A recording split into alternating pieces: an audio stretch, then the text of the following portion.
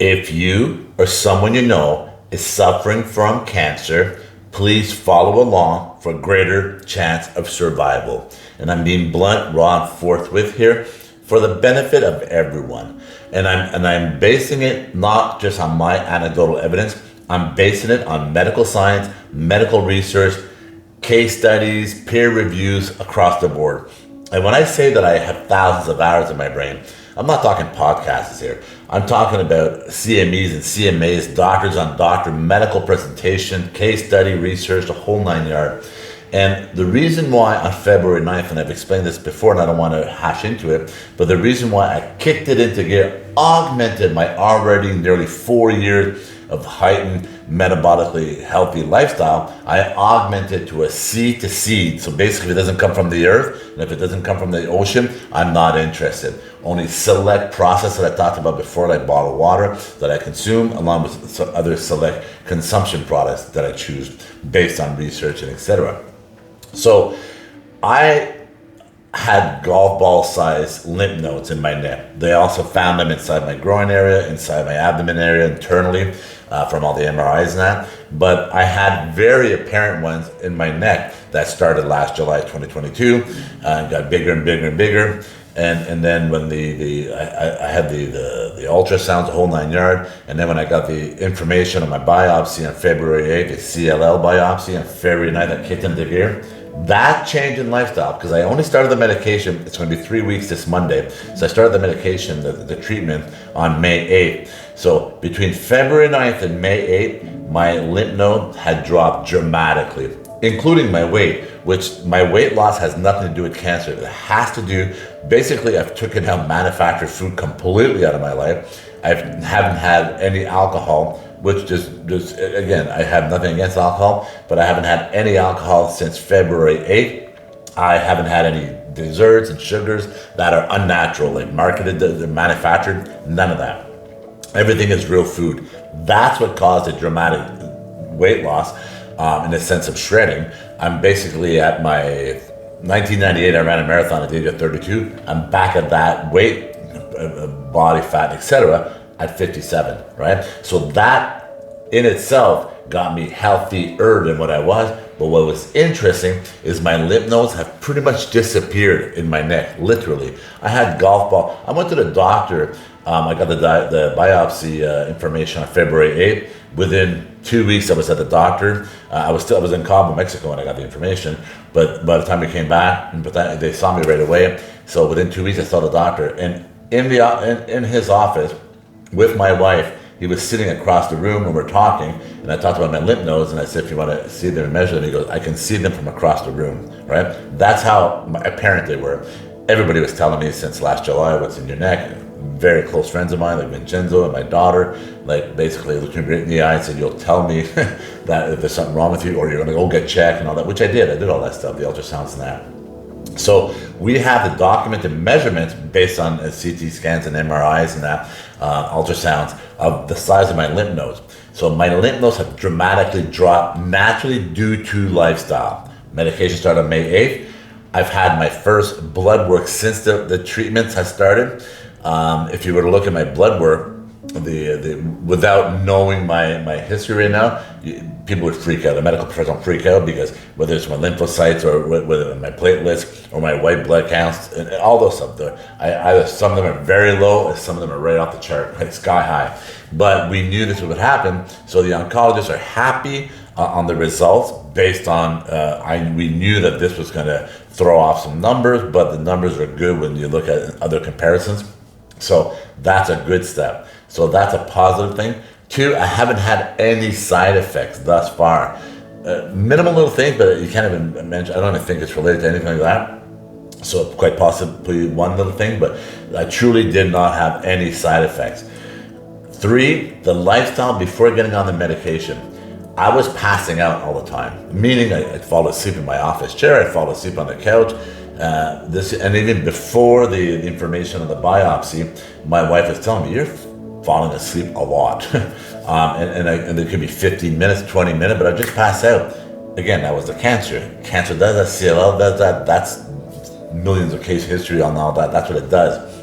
So when I changed that lifestyle, what I noticed is that the falling asleep stopped. I basically, and I'm very, very religious on my timelines of when I eat, my timelines of when I sleep. Try to get my 8 hours all the time. And so very regimented. That in itself, combined with the seed to seeds lifestyle, completely taken away the falling asleep. Do I still get tired? Absolutely. I just had like nearly 7 days of hard physical labor days, and back to back to back to back. And trust me, I was tired. And then I do it in a fasted state for autophagy, and again, eating bad protein cells that which are basically don't end up being zombie cells. Your zombie cells, your cancer cells. That's why I do that in a fasted state. But I get tired, but I don't pass out like I used to. My sister, who passed away of cancer not too long ago, actually, I remember having multiple conversations with her throughout the times when she had her cancer. 10 years of dying longer, 3 different cancers that came back to back to back, kept coming back. The hair loss, the losing teeth, the regrowth, all those steps. And there's an expression that's called dying longer. And when I look back at her, and that's exactly what was transpiring, but she kept reiterating because she was eating everything, the bonbons, the desserts, the processed, the whole 9 yards. And she was often sleeping, a lot of sleeping. Her sleep was very precious to her, in bed a lot. She would have her functional days and her bright days, but a lot of sleeping. And it's not the only one that I know of that, but she ate a lot of processed and manufactured food, in which she would tell me that my oncologist says, and she had 3 different oncologists, I believe, over the 10 years, a decade, that my oncologist would say that I could eat anything, even though I was educating her. But, it is what it is. And no disrespect to that path of life. But in that path of life, the oncologist path of life, they are right on the Brukinsa medication that I'm on.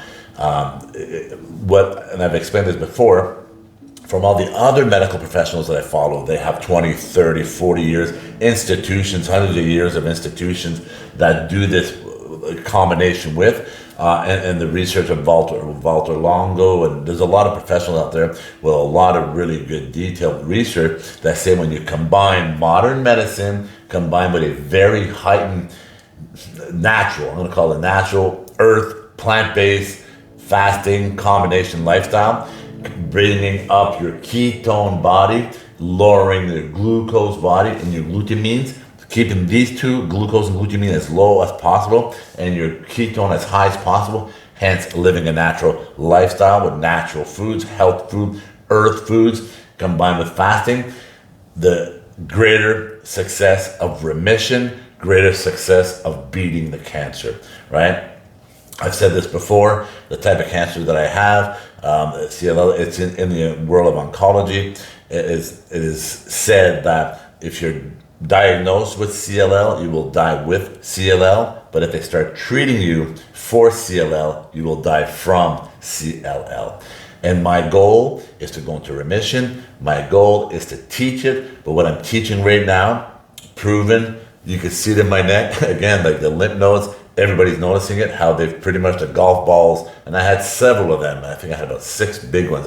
You can still feel the pockets, but the golf ball size have pretty much disappeared.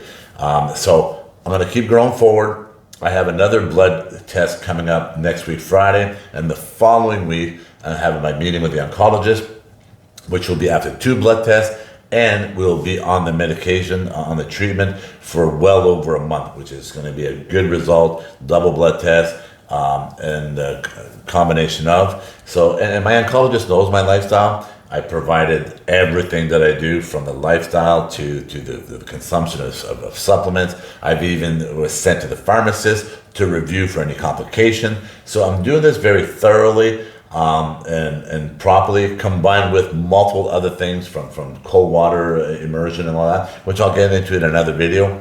However, I'm not going to tell you what to do. Do what you're going to do. But if you go on the modern medication route, combine it with a very metabolically healthy lifestyle. Natural food from the earth, from the sea. Do your meats, do whatever, but I'm just trying to tell you, try to stay as far away from manufactured food, processed, refined, glucose-causing food, right? insulin resistant, the foods that create diabetes, that create cardiovascular, that create Alzheimer, that create all these things, right? The studies are there, the research are there. It's in the consumption for a lot of things. The majority, and this is World Health Organization states that over 80% of all chronic illnesses, like your diabetes and your cardiovascular, would disappear and dissipate if people change their lifestyle to a healthier lifestyle. So the same thing applies when it comes to cancer. So I just want to end this by saying, do what you need to do in life, but for greater success rate. And again, you don't have to change you. This is very important to understand. To be healthier tomorrow than you were today, and repeat.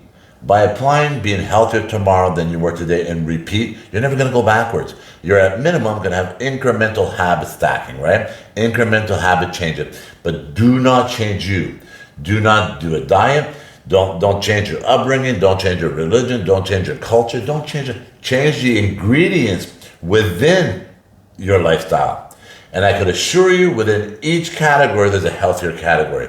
And that's all I did. That's all I've been doing for the last 4 years. Increasing like ingredients within ingredients. The ones that are healthier within each category based on research. And I've said this before, the more nutrient dense you eat, the more nutrient dense that you eat, the less you will eat, the less you will consume. You've heard the old adages, you're never going to get addicted to broccoli, right? You're never going to get addicted to kale or natural foods. It's because it's non-addictive. It's not loaded with the drugs of addiction. And I don't want to get into that part right now. So do what you need to do. But if you're combining modern medication, trust me on this, combine it with a very, very healthy lifestyle. Jean-Guy Bourguignon, big healthy hugs from me to you. It is my duty to teach while I continuously learn. And I promise you, I will keep this going. So please follow me for greater chances of survival. Thank you. Merci.